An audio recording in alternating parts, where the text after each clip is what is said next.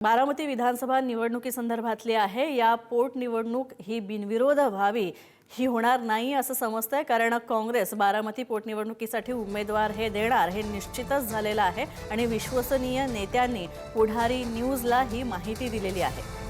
आपण पाहतोय शिवाजी काळे आमचे प्रतिनिधी आमच्या सोबत आहेत।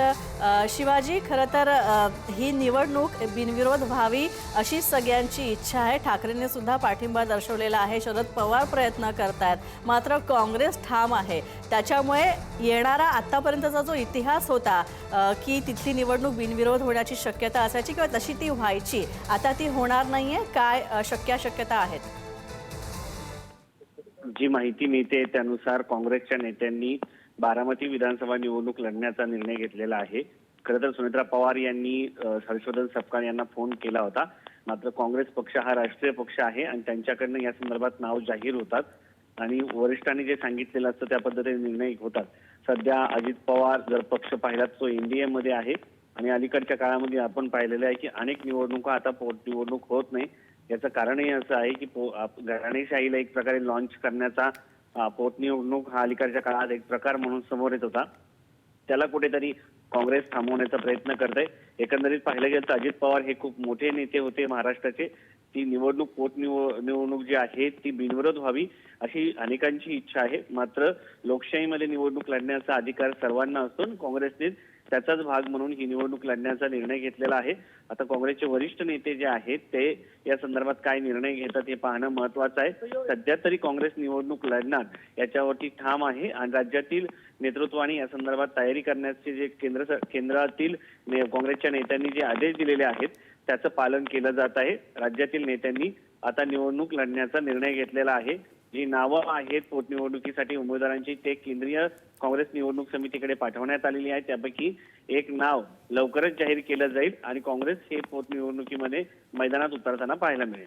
धन्यवाद या सगळ्या अपडेट्सबद्दल शिवाजी। आपण पाहतोय बारामतीची विधानसभा पोटनिवडणूक ही बिनविरोध होणार यावर यासाठी सगळेजण प्रयत्न करत होते, मात्र आता ही निवडणूक बिनविरोध होणार नाही असं कळतंय, कारण काँग्रेस हे आपला उमेदवार देण्यावर ठाम आहे।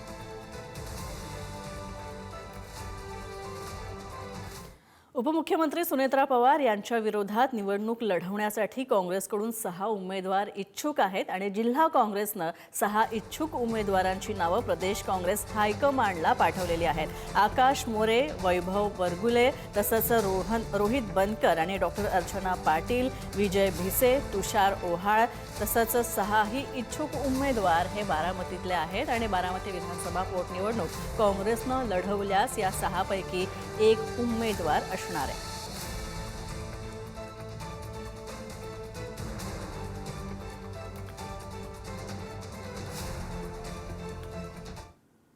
तर बारामतीची पोटनिवडणूक बिनविरोध व्हावी अशी मागणी काँग्रेस वगळता जवळपास सगळ्याच पक्षांची आहे आणि त्यामुळे बारामतीची पोटनिवडणूक बिनविरोध झाली तर ती अजितदादांना एक प्रकारे श्रद्धांजलीच असेल अशी भावना सर्वपक्षीय नेत्यांमध्ये सुद्धा आहे।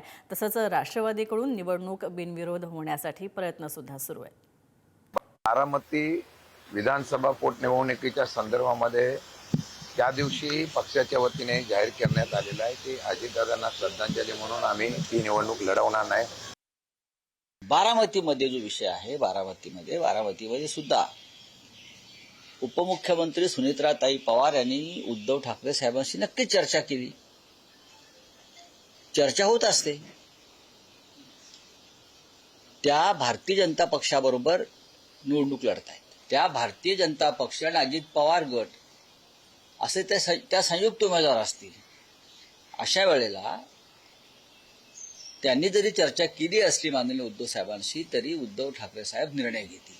अद्याप कोणताही निर्णय घेतलेला नाही। काम आणि अजित पवारांच्या नंतर त्यांच्या कुटुंबियातील मग त्यांच्या मुलगा असो, त्यांची पत्नी असो, त्यांच्याबद्दल असलेल्या लोकांची सहानुभूती हेच खरं तर इलेक्शनचं गाभा राहणार आहे। आणि त्यामुळे मला वाटतं की हे सर्व लक्षात घेता ही निवडणूक जर बिनविरोध झाली तर निश्चितच एक वेगळा मेसेज जाईल आणि आगामी काळामध्ये हीच प्रथा आणि परंपरा आणि संस्कृती सर्वांनी जोपासली आणि जपली तर मला वाटतं की त्याला काही वेगळं चर्चेचा विषय होऊ शकत नाही। अजितदादांनी अनेक वर्ष काँग्रेसमध्ये देखील काम केलेलं होतं, काँग्रेसचं देखील नेतृत्व केलेलं होतं।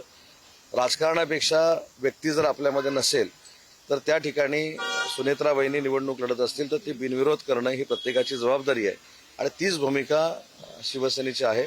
आम्ही देखील सगळ्यांना विनंती करतो की अशा पद्धतीचं राजकारण करण्यापेक्षा आपला जो राजकीय संस्कार आहे तो पुढे घेऊन गेला. त्या निवडणुकीमध्ये एक महाराष्ट्र वेगळ्या पद्धतीचं राजकीय संस्कार असलेलं राज्य आहे अशा पद्धतीचा संदेश पूर्ण देशामध्ये जाईल. तर बारामती पोटनिवडणुकीसाठी उद्या सुनेत्रा पवार अर्ज दाखल करतायत आणि मुख्यमंत्री देवेंद्र फडणवीस यांच्या उपस्थितीत त्या अर्ज भरणार आहेत. राष्ट्रवादीतील अनेक नेते सुद्धा यावेळी उपस्थित राहणार असल्याची माहिती आहे. तर पोटनिवडणूक बिनविरोध व्हावी यासाठी राष्ट्रवादीकडून प्रयत्न केले जात आहेत. पोटनिवडणुकीसाठी आतापर्यंत 17 जणांनी अर्ज दाखल केलाय.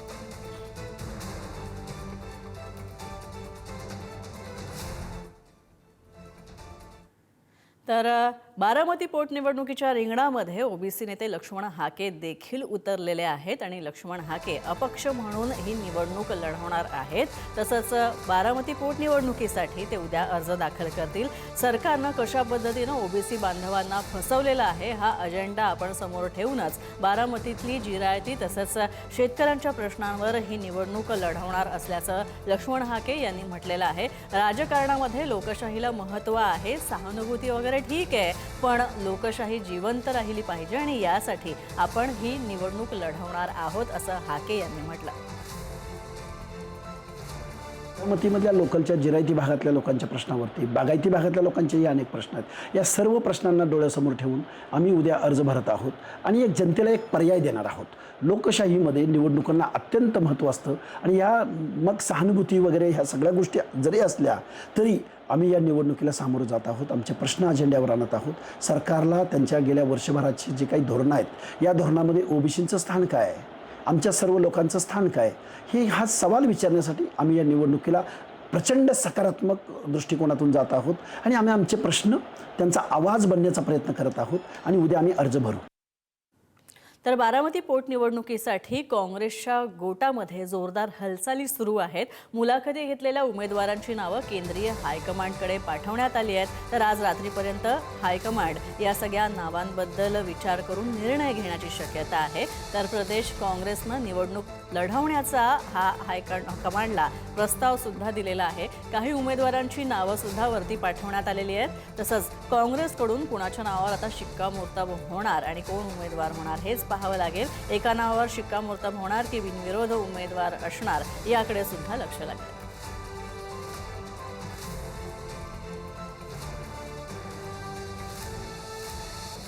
तर एकीकडे बारामतीची पोटनिवडणूक बिनविरोध करण्याचे प्रयत्न सुरू आहेत. मात्र दुसरीकडे राहुरी विधानसभेच्या पोटनिवडणुकीसाठी महाविकास आघाडीमध्ये चुरस निर्माण झालेली आहे. शरद पवारांच्या राष्ट्रवादीकडून प्राजक्त तनपुरे इच्छुक आहेत. तर ठाकरेंची शिवसेना देखील आम्ही निवडणूक लढवण्याच्या तयारीत आहोत असंच म्हणते. तर राहुरीसाठी आमच्या पक्षाकडून 3 जण हे इच्छुक आहेत अशी माहिती संजय राऊत देतात.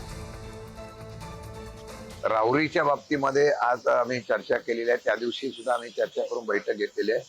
राहुरी विधानसभेच्या बाबतीमध्ये महाविकास आघाडी म्हणून मी शिवसेना आणि उद्धव बाळासाहेब ठाकरे यांच्या नेत्यांशी आणि त्याचबरोबर काँग्रेसच्या नेत्यांशी चर्चा करून आम्ही ती निवडणुकीच्या संदर्भामध्ये ती आपल्या राष्ट्रवादी शरद पवार पक्षाची जी जागा असल्यामुळे ती लढवण्याच्या संदर्भातून किंवा काय करायचं या बाबतीमध्ये आज चर्चा करून घेणार. राहुरीमध्ये आमच्या पक्षाकडून एकूण 3 इच्छुक आहेत.